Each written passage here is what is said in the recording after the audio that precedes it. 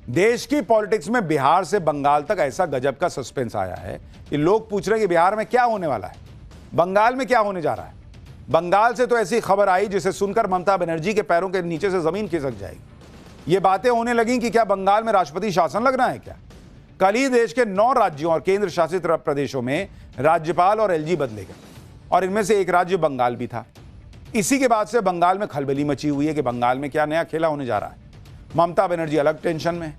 आज आपको बताऊंगा कि राज्यपाल के इस्तीफे के बीच ममता बनर्जी अचानक धरने पर क्यों बैठ गई हैं और बंगाल में राज्यपाल के इस्तीफे के बाद चुनाव से पहले राष्ट्रपति शासन की चर्चा क्यों होने लगी है। साथ ही बिहार में बीजेपी जेडीयू की फाइनल डील में किसको क्या मिला, वहां कौन मुख्यमंत्री बनने वाला है, बिहार से बंगाल तक क्या पॉलिटिक्स चल रही है वो दिखाऊं, उससे पहले एक झलक देखिए।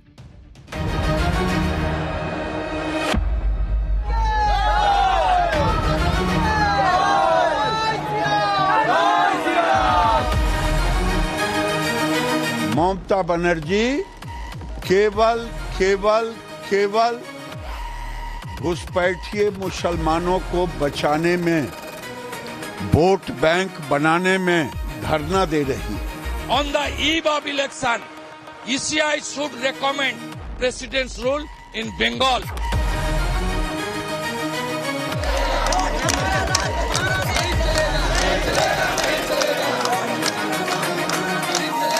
अरे मुख्यमंत्री को हाईजैक कर लिया गया है।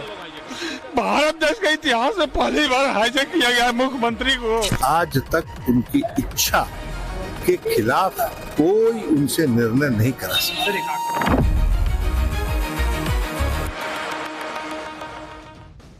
पश्चिम बंगाल के राज्यपाल सीवी आनंद बोस के अचानक इस्तीफे से राज्य में चुनाव से पहले राष्ट्रपति शासन की अटकलें तेज हो गई। खुद ममता बनर्जी की पार्टी के नेताओं ने राज्यपाल के इस्तीफे को चुनाव से जोड़ दिया। आरोप लगाया कि यह चुनाव से पहले बंगाल में राष्ट्रपति शासन लगाए जाने के प्लान का हिस्सा हो सकता है ताकि चुनावों में राजनीतिक फायदा मिल सके। इसके बाद बंगाल में राष्ट्रपति शासन को लेकर कई तरह की चर्चाएं शुरू हो गई। कहा जाने लगा कि बंगाल में एसआईआर के बाद फाइनल लिस्ट तो जारी हो गई है, लेकिन अब भी करीब 60 लाख वोटर्स के वेरिफिकेशन की प्रोसेस पूरी नहीं हो पाई। इन्हें अंडर एडजुडिकेशन कैटेगरी में डाला गया है और ऐसे 60 लाख वोटर्स से अभी करीब 6,15,000 वोटर्स का ही वेरिफिकेशन हो पाया है। सुप्रीम कोर्ट के निर्देश पर इस काम को पूरा करने के लिए पड़ोसी राज्यों ओडिशा और झारखंड से न्यायिक अधिकारियों की तैनाती की गई। अनुमान के मुताबिक इस तैनाती के बाद भी बाकी बचे 54 लाख वोटर्स के दस्तावेजों के वेरिफिकेशन में लंबा समय लग सकता है और अगर 7 मई तक भी यह काम पूरा नहीं हो पाया तो बंगाल में संवैधानिक संकट पैदा हो सकता है, क्योंकि 7 मई को मौजूदा सरकार का कार्यकाल खत्म हो रहा है। ऐसे में संविधान के जानकारों का मानना है कि अगर 7 मई तक भी एसआईआर का काम पूरा नहीं हुआ तो उस स्थिति में राष्ट्रपति शासन लागू करने के अलावा दूसरा कोई ऑप्शन ही नहीं बचेगा। वहीं बीजेपी ने बंगाल में राष्ट्रपति शासन की अटकलों के लिए टीएमसी को जिम्मेदार बताया। अटल बिहारी वाजपेयी सरकार में चीफ इकोनॉमिक एडवाइजर रहे और बालूरघाट से बीजेपी विधायक अशोक लाहिड़ी ने कहा कि बीजेपी को चुनाव से पहले बंगाल में आर्टिकल 356 लागू करने में कोई दिलचस्पी नहीं है। बीजेपी चाहती है कि एसआईआर की प्रोसेस पूरी होने के बाद और वोटर लिस्ट फाइनल होने के बाद चुनाव समय पर हो। आगे लाड़ी ने कहा, मुख्यमंत्री ममता बनर्जी ही खुद एसआईआर प्रोसेस को रोकने के लिए रुकावटें पैदा कर रही क्योंकि उन्हें डर है कि इससे घुसपैठियों को हटा दिया जाएगा जो उनका वोट बैंक है। अशोक लाड़ी ने यह भी कहा कि ममता बनर्जी राष्ट्रपति शासन का मुद्दा उठाकर सारी जिम्मेदारी बीजेपी पर डालना चाहती है।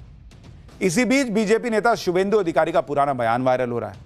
ये पिछले साल अप्रैल का बयान है जिसमें शुवेंदु अधिकारी कह रहे हैं कि चुनाव आयोग को चुनाव से पहले बंगाल में राष्ट्रपति शासन की सिफारिश करनी चाहिए। लोग अब वो बयान वायरल कर रहे हैं। विदाउट प्रेसिडेंट्स रूल बंगाल में चुनाव अच्छा तरीके से, डेमोक्रेटिक वे से, ट्रांसपेरेंसी से नहीं हो सकता। जहां हिंदू 50% से कम है उस बूथ में ये लोग हिंदू को वोट डालने नहीं देगा। इसलिए on the eve of election ECI should recommend President's rule in Bengal. It's not my demand, everyone demand. Bengal में राष्ट्रपति शासन के अटकलों के बीच बिहार के पूर्णिया से सांसद पप्पू यादव नई थ्योरी ले आए। पप्पू यादव ने कहा कि पश्चिम बंगाल में राष्ट्रपति शासन लागू कर बिहार विधानसभा से प्रस्ताव पारित कराकर सीमांचल और मालदा, मुर्शिदाबाद, रायगंज, दिनाजपुर आदि जिलों को मिलाकर एक केंद्र शासित प्रदेश बनाने का खेल बीजेपी करने वाली है। नीतीश जी को हटाने और लेफ्टिनेंट गवर्नर को राज्यपाल लाने के पीछे ये खेल है। बंगाल में राष्ट्रपति शासन को लेकर जो चर्चा चल रही है उसके बीच ही ममता बनर्जी ने एसआईआर के मुद्दे पर आज आर पार की लड़ाई छेड़ दी। ममता बनर्जी इस मुद्दे पर धरने पर बैठ गई। ममता बनर्जी ने आरोप लगाया कि एसआईआर प्रोसेस के बाद भी वोटर लिस्ट से मनमाने तरीके से नाम हटाए जा रहे हैं। बीजेपी और चुनाव आयोग बंगाली वोटर्स को वोट देने से रोकने की साजिश कर रहे हैं और वो इस साजिश का पर्दाफाश करेंगे। आगे ममता बनर्जी ने कहा कि एसआईआर के बाद जारी की गई लिस्ट में कई वोटर्स को गलत तरीके से मृत घोषित किया गया। ममता बनर्जी का दावा है कि ऐसे 22 वोटर्स के परिवार उनके धरने में शामिल हैं और बाकी परिवारों को भी वो धरने में लेकर आएंगे। बीजेपी ममता बनर्जी के धरने को बंगाल के घुसपैठियों को बचाने की कोशिश बता रही है। गिरिराज सिंह को सुनिए। ममता बनर्जी केवल घुसपैठिए मुसलमानों को बचाने में, वोट बैंक बनाने में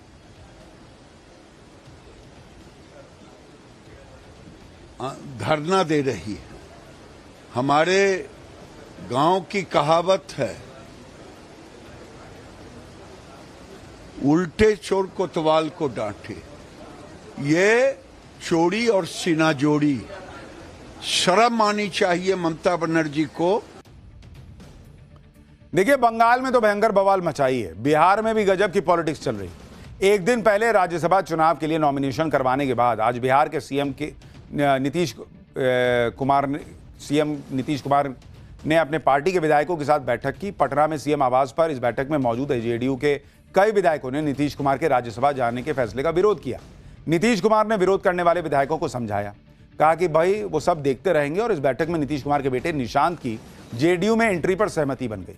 वो 8 मार्च को पार्टी की सदस्यता ले सकते हैं। यानी नीतीश कुमार के रुख से साफ है कि अब वो ज्यादा दिनों तक बिहार के सीएम नहीं रहने वाले। ऐसे में सवाल उठ रहे हैं कि बिहार का अगला सीएम कौन होगा और किस पार्टी से होगा। अब वो फैसला जो है वो जल्दी ही होगा, क्योंकि उसको लेकर फॉर्मूला बताया जा रहा है कि बन गया है। बीजेपी का मुख्यमंत्री और जेडीयू से डिप्टी सीएम जो है वो हो सकता है, और दोनों के मंत्रालय वगैरह जो है वो कितने होंगे ये भी डिसाइड हो गया। अगला चैप्टर, पहले शेयर बाजार डूबा, अब गोल्ड सिल्वर की कीमत क्रैश हो रही। वॉर के चक्कर में क्या क्या होने वाला है। ईरान अमेरिका युद्ध के बीच गोल्ड सिल्वर गिरते ही जाएंगे या उठेंगे भी, क्या खबर आ रही है, अब इसके बारे में आपको बताता हूं। डोनाल्ड ट्रंप ईरान के साथ युद्ध करके खुद को और अमेरिका को तो डुबा ही रहे, लेकिन साथ साथ दुनिया को भी डुबाने में जुटे हैं।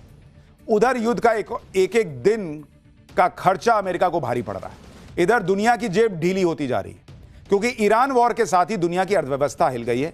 अगर वॉर ऐसी ही चलती रही तो भीषण चेतावनी अर्थव्यवस्था के लिए आ गई है।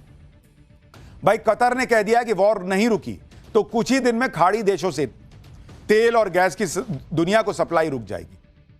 अगर खाड़ी देशों से तेल और गैस की सप्लाई रुक गई तो कच्चा तेल 100 नहीं $150 के पार चला जाएगा। अगर यह वॉर कुछ और हफ्ते चल गया तो दुनिया भर की जीडीपी गिरेगी, दुनिया भर की अर्थव्यवस्था तबाह हो जाएगी। अगर कच्चा तेल $150 तक पहुंच गया तो फिर हाहाकार मचेगा। सोना, चांदी, शेयर मार्केट सब पर तगड़ा असर पड़ना तय है। आप शेयर मार्केट को देख लीजिए, वहां पहले से ही हाहाकार मचा हुआ है। जब से ईरान का युद्ध शुरू हुआ है तब से इस हफ्ते में भारत के शेयर मार्केट में 13 लाख करोड़ रुपए डूब चुके हैं। आज ही सेंसेक्स 1100 पॉइंट गिरा, निफ्टी 315 पॉइंट गिरा और मार्केट में एक दिन में 3 लाख करोड़ रुपए डूब गए।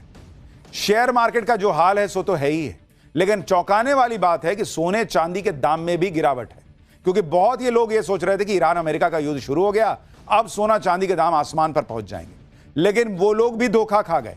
लोग सोच रहे थे कि वॉर होते ही सोने की कीमतों में नया धमाका होगा, ऐसा कुछ नहीं हुआ। लोग सोच रहे थे कि वॉर होते ही चांदी की कीमतें फिर रिकॉर्ड पर पहुंचेंगी, ऐसा भी नहीं हुआ। इनफैक्ट दोनों की कीमतें पिछले 3 दिन से सोना चांदी की कीमत क्रैश हो रही है। सोना चांदी को ऐसा क्या हो गया कि अब तक की वॉर में कोई बहुत बड़ा असर उस पर नहीं पड़ रहा, इनफैक्ट वो गिर रहा है। युद्ध के बावजूद सोने के दामों में क्यों विस्फोट नहीं हुआ? क्योंकि युद्ध होता है, अनिश्चितता आती है तो सोने की कीमत बढ़ती है। यहां उल्टा हो रहा है। वॉर अगर लंबा खिंचा तो फिर सोने चांदी के दाम कहां जाएंगे, क्या होगा, यह सब बताऊं उससे पहले एक झलक देखिए।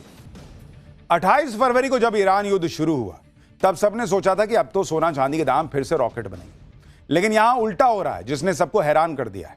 आप देखिए कि पिछले 3 दिनों में अगर आप देखेंगे गोल्ड का रेट, पिछले 3 दिन में गोल्ड का रेट अगर आप देखेंगे, गोल्ड उसकी कीमत ऑलमोस्ट 8,000 गिर गई है, और सिल्वर अगर आप देखिएगा, सिल्वर की कीमत पिछले 3 दिन में 26,000 रुपए ये दोनों की आपको कीमत बता रहा हूं, दोनों गिरे जा रहे हैं बॉस। इस साल जिस तेजी से सोना चांदी बढ़ा था उसमें ईरान वॉर के बाद तो और दाम बढ़ने चाहिए थे, लेकिन ऐसा नहीं हुआ। आप देखिए कि इस साल सोने के दाम कितने बढ़े और युद्ध शुरू होने के बाद कितना अंतर आ गया। 10 ग्राम सोने की कीमत 31 दिसंबर 2025 को 1,33,000 थी, 28 फरवरी को 1,59,000 थी और आज 6 मार्च को ये 1,63,000 रुपए पर है। यानी इस साल सोने की कीमत 30,000 रुपए बढ़ी, जबकि ईरान अमेरिका जंग शुरू होने के बाद सोने की कीमत 4,000 रुपए ही बढ़ी। वहीं 1 किलो चांदी का दाम 31 दिसंबर 2025 में 2,30,000 रुपए पर था, 28 फरवरी को 2,66,000 पर था और आज 2,67,000 रुपए पर है। यानी इस साल चांदी की कीमत करीब 37,000 रुपए बढ़ी है, जबकि जंग शुरू होने के बाद यह कीमत 1,000 रुपए बढ़ी है, क्योंकि बीच में गिर गई इतनी। आशंका यह जताई जा रही है कि ईरान युद्ध के बाद सोने के दाम ऑल टाइम हाई पहुंच जाएंगे। कुछ मार्केट एक्सपर्ट तर्क के साथ दावा कर रहे थे कि अगर युद्ध इसी तरह जारी रहता है तो भारत में सोने के दाम 2 लाख रुपए से भी ऊपर चले जाएंगे। जब भी कोई युद्ध होता है तो दुनिया के हालात बिगड़ते हैं और सोने चांदी के दाम भागते हैं। ईरान और इजराइल के बीच जंग की वजह से मिडिल ईस्ट के हालात पहले ही खराब हो रहे हैं। खासकर दुबई और सऊदी अरब जैसे देशों में व्यापार प्रभावित होना शुरू हो चुका है। भारत में आने वाला करीब 75% सोना मिडिल ईस्ट के इन्हीं देशों से आता है। अगर मिडिल ईस्ट से सप्लाई पर असर पड़ता है तो भारत में सोने की कीमत बढ़ सकती है। भारत दूसरे देशों से भी सोना खरीद सकता है, लेकिन मिडिल ईस्ट से सप्लाई ज्यादा है और रेट भी कम होते हैं। इसलिए अगर सप्लाई कहीं और से लेनी पड़ी तो रेट बिगड़ेंगे और इतनी ज्यादा सप्लाई मिल भी नहीं पाएगी। लेकिन अगर आप सोने चांदी के आज के रेट देखें और सोने चांदी का ऑल टाइम हाई देखें तो बड़ा अंतर है। भाई ऑल टाइम हाई गोल्ड का 1,76,000 जा चुका, जबकि आज का रेट 1,63,000 पर है और सिल्वर का ऑल टाइम हाई 3,86,000 जा चुका, जबकि आज तो 2,67,000 पे। युद्ध शुरू होने के बाद भी सोने और चांदी के दाम क्यों नहीं बढ़ रहे, अब उसके बारे में आपको बताता हूं। जिस हिसाब से मार्केट एक्सपर्ट्स का मानना था कि सोने के दाम 1,80,000 या 2 लाख तक पहुंच जाएंगे, उस हिसाब से सोने चांदी को लेकर वैसा उत्साह नहीं रहा और market wait and watch mode में चला गया। युद्ध की स्थिति के बावजूद सोने की ग्लोबल कीमतों में $5400 पर ज्यादा मजबूत रेजिस्टेंस मिला। यानी इंटरनेशनल मार्केट में सोना $5400 पर पहुंचते ही बिकना शुरू हो जाता है। वहीं कुछ छोटे देश खुद को बचाने के लिए हथियार और गोला बारूद खरीदने के लिए भी सोना बेच रहे हैं। ऐसे ही एक देश के बारे में आपको बताता हूं जिसकी सरकार ने भर भर के सोना खरीदा था, लेकिन अब युद्ध वाला संकट सामने आ गया तो सोने को बेचकर हथियार खरीदने की तैयारी कर रहा है और यह देश है पोलैंड।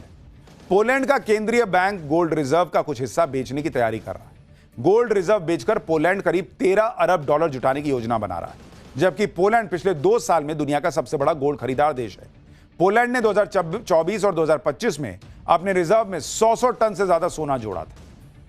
वैसे तो आप देखिए कि जब 28 फरवरी को अमेरिका और इजराइल ने ईरान पर हमला किया तो करेंसी और इक्विटी मार्केट ने वैसा ही रिएक्ट किया जैसा वो आमतौर पर युद्ध के दौरान करता है। इक्विटी मार्केट गिरने लगा, करेंसी कमजोर हुई और कमोडिटी की कीमत बढ़ गई। इसके तुरंत बाद सोने के दाम भी 2% के आसपास बढ़े और चांदी 1-1.5% बढ़ गया। लेकिन यह उछाल उस जबरदस्त रैली से कम रही जिसका अंदाजा कई इन्वेस्टर्स लगा रहे थे। और ऐसा इसलिए हुआ क्योंकि युद्ध से पहले भी सोना लगातार बढ़ ही रहा था, जिसे सेंट्रल बैंक की खरीदारी और करेंसी की कमजोरी का सपोर्ट मिल रहा था। जब सोने की कीमतें बढ़ी तो ज्यादा ट्रेडर्स ने पहले ही जियोपॉलिटिकल रिस्क का अंदाजा लगा लिया। फिर तेल ने इन्वेस्टर्स का ध्यान अपनी तरफ खींचना शुरू कर दिया। तेल में तेजी आने पर बहुत सारे इन्वेस्टर्स गोल्ड फ्यूचर्स से क्रूड फ्यूचर्स में चले गए, क्योंकि युद्ध में सोने के मुकाबले तेल की कीमतों पर सप्लाई में रुकावटों पर सीधा असर पड़ता। आप देखिए कि अकेले हॉर्मुज स्ट्रेट में दुनिया की लगभग 20% तेल सप्लाई है और युद्ध शुरू होने के बाद खाड़ी क्षेत्र में यह एक अहम चोक पॉइंट बन गया है, जिससे तेल की कीमतें बढ़ सकती हैं तो लोग वहां पैसा लगा रहे हैं। यानी सारा फोकस अभी कच्चे तेल पर है। कच्चे तेल के दाम कहां तक जाएंगे? अगर युद्ध चलता रहा तो क्या ये 150 के पार जाएगा, $150 के? लोग तो वार्निंग दे ही रहे हैं। सोने के दाम तो बढ़ नहीं रहे, लेकिन आप सोचिए कि जिस चांदी ने लोगों का भर भर कर रिटर्न दिया, उस चांदी पर से भी लोगों का भरोसा उठ गया। पिछले साल सोने के मुकाबले चांदी ने इन्वेस्टर्स को ज्यादा मालामाल किया था। चांदी ने 122% रिटर्न दिया, जबकि सोने ने 72%। लेकिन इसके बाद भी लोग चांदी में इन्वेस्ट कम कर रहे हैं। इसकी बड़ी वजह है इसका इंडस्ट्रियल मेटल के तौर पर ज्यादा इस्तेमाल। दुनिया भर में चांदी की लगभग 60% मांग है और वो इंडस्ट्रियल इस्तेमाल के लिए है। अब जब युद्ध होता है तो ग्लोबल सप्लाई चेन और इंडस्ट्रियल प्रोडक्शन के लिए खतरा हो जाता है। ऐसे में इंडस्ट्रियल मंदी की वजह से चांदी की डिमांड में कमी आ सकती है और चांदी के दाम घट रहे हैं। भाई जब कुछ बनिएगा ही नहीं, बेचिएगा नहीं, कैसे बेचिएगा? युद्ध में कौन खरीदेगा नहीं खरीदेगा? तो भाई उधर चांदी के दाम गिर गए, इधर सोने के गिर गए। और अभी फिलहाल कोई बहुत